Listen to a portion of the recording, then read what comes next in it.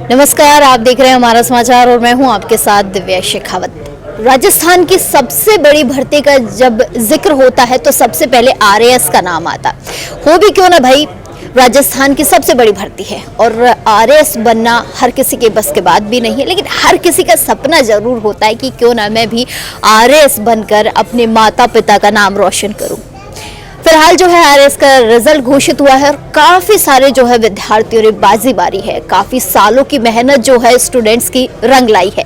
आज मेरे साथ काफी सारे विद्यार्थी हैं जिनसे जानेंगे कि ये जर्नी कैसी रही है आरएएस बनने की, क्या उनकी रैंक थी, कौन था वो मोटिवेटर, कौन था वो सपोर्टर जिन्होंने इतनी मेहनत की उनके पीछे और आज इस काबिल बना दिया कि उन्हें एक मंच मिल गया, वो भी आरएएस के रूप में। बहुत स्वागत करूंगी, मेरे साथ एक बहुत ही खूबसूरत सी लेडी है जिनको आज बहुत मैं कहूंगी कि बड़ी उपलब्धि मिली आरएएस के रूप में। पहले तो बहुत बधाई दूंगी हमारा समाचार की तरफ से।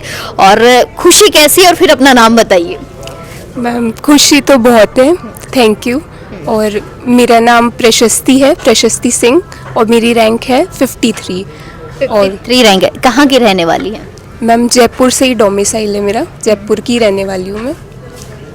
तो प्रशस्ति पत्र मिल गया है आपको इसके लिए तो ढेर सारी शुभकामनाएं। मुझे तो इतना बताइए, कितने सालों की मेहनत थी, कितने साल लगे हैं, कितना टाइम दिया है आरएएस बनने के लिए? मैम ये जर्नी तो मेरी 2022 के करीब स्टार्ट हुई थी और उसके बाद 2023 में मैंने प्रीलिम्स दिया था और फिर उसके कंटिन्यूसली मेंस और इंटरव्यू कॉल्स वगैरह हुए। और उस दौरान एक तो सेल्फ स्टडी और एक मेंटर, अच्छे गाइडेंस जो कि मुझे प्रोवाइड करा था मेरे सर ने, जिनका मैं नाम भी लेना चाहती हूँ। अरे बिल्कुल बिल्कुल, उनका तो बनता है नाम। हाँ, राहुल सर, उन्होंने बहुत हेल्प करी थी, बहुत अच्छे से गाइड करा, जिसके वजह से ही मैं यहाँ पे आज पहुँची हूँ। और उनके अलावा मुझे लगता है एक तो ईश्वर, जिनका मैं ग्रेटिट्यूड बहुत फील करती हूँ कि इतनी टफ कंपटीशन के बाद भी एक फर्स्ट अटेम्प्ट में ये सब क्लियर करना। अभी 2023 में मेरी ग्रेजुएशन भी कंप्लीट हुई थी और उसके बाद ये सब करना तो एक सपना ही देखा था। अब इतनी बड़ी रैंक आ गई है तो अच्छा लगता है।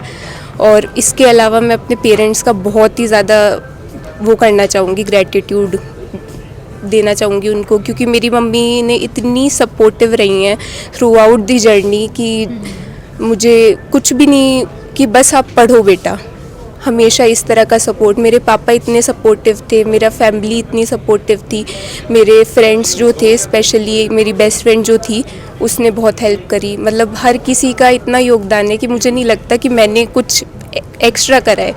मतलब इन्हीं लोगों की दुआएं हैं, इन्हीं लोगों के सब हैं, क्योंकि मेहनत तो सब ने ही करी होगी। बट आज मैं बन गई हूँ तो उसका श्रेय तो सबको ही जाता है। अच्छा, मुझे तो एक बात बताओ कि जब रिजल्ट आ रहा था तो वो धक धक तो बचपन से हमारे मन में होती है, चाहे हमारे 0 नंबर क्यों ना है, लेकिन वो धक धक होती है। अच्छा, रिजल्ट का दिन था और ये एक ऐसी भर्ती होती है जिसको बहुत लंबा प्रोसेस हो जाता है। अमूमन हम देखते हैं आरएएस को 4-5 साल लग जाते हैं, लेकिन इस बार तो जल्दी से भर्ती हो गई, रिजल्ट भी आ गया, आरएएस भी बन गए लोग। कितना टफ था वो दिन जब रिजल्ट आ रहा था और ऐसा लग रहा था बस आने वाला है, आने वाला, बस आ गया, रिजल्ट आ गया? मैम जनरली तो मैं ट्राई करती हूँ कि मैं सोचूं नहीं कि मेरी थ्योरी थोड़ी ऐसी है कि निष्काम कर्म करो, गीता से प्रेरित, कि मैंने अपने कर्म कर दिए, वो मेरी जितना देते हैं उतना मैं एक्सेप्ट कर लूँगी, उसमें मुझे नहीं करना। पर जो एक नॉर्मल बच्चे के साथ होता है वो मेरे साथ भी हुआ था। लास्ट में बहुत डर लग रहा था, फिर रिजल्ट भी एक दिन डिले हो गया तो मैं सो भी नहीं पाई। एग्जैक्टली एक दिन पहले रात को रिजल्ट 8 बजे की बात थी कि रात को रिजल्ट आ रहा है, लेकिन वो अगले दिन आया। तो वो टाइम बहुत ज़्यादा ऐसा था कि थोड़ा डर लग रहा था कि क्या कुछ मिल जाएगा, कुछ हो भी जाएगा क्या। और पहला अटेम्प्ट है तो मैं इतना एक्सपेक्ट भी नहीं कर रही थी कि इतना सब ईश्वर दे देंगे। तो बहुत ज़्यादा ग्रेटिट्यूड फील करती हूँ मैं सबके लिए। और काफ़ी एंग्जाइटी भरा और अप डाउन्स तो काफ़ी आई जर्नी में, कि कभी बहुत ज़्यादा मैं डिस्टर्ब थी कि मुझे लगता था प्रीलिम से पहले कि मेरा प्रीलिम्स ही नहीं निकलेगा, जो सब बच्चों को लगना जायज़ है। तो ऐसी बात नहीं होती कि अगर आपको कुछ अंडर कॉन्फिडेंट फील कर रहे हो तो आप कर नहीं पाओगे। आपके पास एक सेल्फ बिलीफ या तो खुद होना चाहिए कि मैं कर लूँगा, अपनी मेहनत के ऊपर होना चाहिए कि कितनी भी मेहनत लगेगी मैं कर लूँगा, ये वाली आपके अंदर भावना होनी चाहिए। और उसके अलावा कुछ लोग होते हैं जो तब आप पे विश्वास करते हैं जब आप पे कोई विश्वास नहीं कर रहा होता। और वो दो लोग मुझे पता है कौन है, मम्मी और पापा। हाँ, मम्मी पापा तो हैं ही, और फैमिली मेरा भाई और एक सर, राहुल सर। मतलब ये 3-4 लोग जो हैं, और इनके अलावा भी इतने सारे लोग होंगे जिनका मैं नाम भी नहीं ले पा रही, क्योंकि थ्रू आउट दी जर्नी मेरे इतने अच्छे अच्छे दोस्त बने, जिनका भी मैं ग्रेटिट्यूड फील करती हूँ, क्योंकि हम लोग एक दूसरे के लिए भी हेल्प करते थे।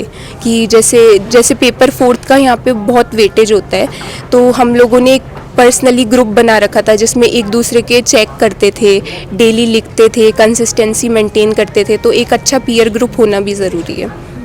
राहुल जी क्या खिलाया पिलाया है इनको, जरा ये टॉनिक मैं भी लेना चाहूंगी कि क्या पता मेरी भी थोड़ी सी मेमोरी तेज हो जाए। ये जर्नी बहुत अच्छी रही, आपकी पहला अटेम्प्ट था, बधाई हो आपको। पहले अटेम्प्ट में अच्छे अच्छे लोग नहीं कर पाते, लोग ऐसे सोचते हैं यार पहला अटेम्प्ट नहीं हुआ तो अगले अटेम्प्ट में पता नहीं क्या होगा क्या नहीं होगा। और इससे टफ फिर आईपीएस और आईएएस का एग्जाम होता है, उसमें तो मैं बता ही नहीं सकती वो कितना टफ होता है। किन लोगों को स्पेशल थैंक्स देना चाहेंगे जिन्होंने थ्रू आउट 2022 से आप तैयारी कर रही हैं, 2022 से लेकर 25 तक आपको ये कहा है कि जाओ जाओ करो करो प्रशस्ति जो है कहीं ना कहीं प्रशस्ति पत्र ही लेकर आओ, कौन थे वो लोग? मैम वो सबसे पहले तो मेरे फैमिली मेम्बर्स, हर फैमिली मेम्बर ने इतना सपोर्ट करा, इवन मेरे रिलेटिव्स भी, जैसे मेरे मामा जी हो गए या कोई भी हो गया, मतलब हर किसी ने इतना सपोर्ट करा है मुझे कि मुझे ये लगता है कि शायद मेरी नहीं है ये सक्सेस, उन लोगों की सक्सेस है। और उसके अलावा मेरे मेंटर्स, इवन मेरे फ्रेंड्स जितने भी थे जो मेरे साथ अभी रैंक्स जिन्होंने अच्छी अच्छी प्राप्त करी हैं, वो दोस्त, सब लोगों ने मेरे पे विश्वास करा, तो उन सब का ही है ये। अच्छा, इस पूरी जर्नी में मैं 2 चीज़ ज़रूर पूछूंगी कि सबसे कठिन क्या रहा है और सबसे सरल क्या रहा है? मैम सबसे कठिन तो मुझे, क्योंकि प्रीलिम्स का फियर रहता है बहुत, खुद को ही नहीं था कॉन्फिडेंस। Yes ma'am. और अब इस तरह से, जिस तरह से आरपीएससी ट्रेंड चेंज कर रही है, तो वो बच्चे को बनता भी है कि वो उसको सीरियसली भी ले, क्योंकि चाहे क्वालिफाइंग हो बट वो उसके लिए मेहनत करे अच्छे से, ताकि कट ऑफ इजीली क्लियर हो जाए। तो डाइसी भी होता है काफ़ी प्रीलिम्स, और उसके बाद मेंस भी। जैसे जैसे स्टेजेस पार करी, समझ में आ गया कि हर चीज़ ही टफ़ है।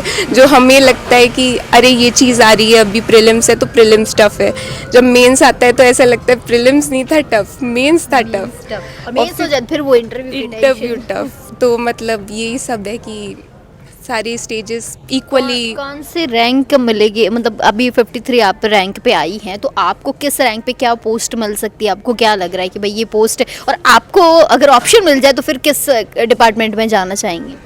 मैम अभी जैसे मेरी कैटेगरी है जनरल और वुमेन हूँ मैं, तो उस हिसाब से मुझे टॉप 1, 2, 3 जो मेरी प्रेफरेंसेस है, प्रोबेबली मुझे अकाउंट सर्विसेज मिल जाएगी, और मैं उसके लिए थैंकफुल भी हूँ कि मुझे यही चाहिए थी। अदरवाइज़ एसडीएम तो एसडीएम ही होते हैं।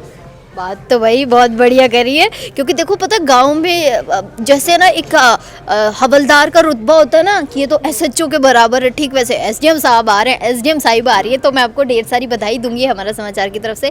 और प्रशस्ति जी ऐसे ही प्रगति करते जाइए, आगे बढ़ते जाइए, और फिर मिलेंगे आपसे। अब मिलेंगे आपसे जब आपकी ज्वाइनिंग हो जाएगी और आप किसी डिपार्टमेंट में होंगी और किसी गाँव में अपनी सेवाएँ दे रही होंगी। आपके भविष्य के लिए ढेर सारी शुभकामनाएँ आपको।